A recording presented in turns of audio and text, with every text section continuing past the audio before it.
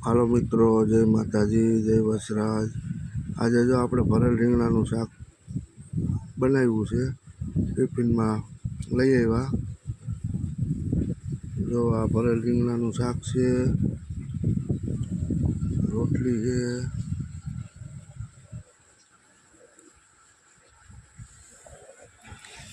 છાશનો શીશો છે, જો વાડિયા મસ્ત મસ્ત રોટલાનો સાયો હે।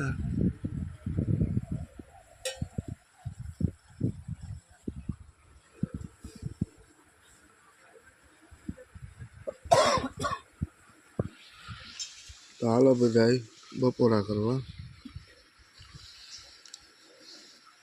બપોર થઈ ગયા હે।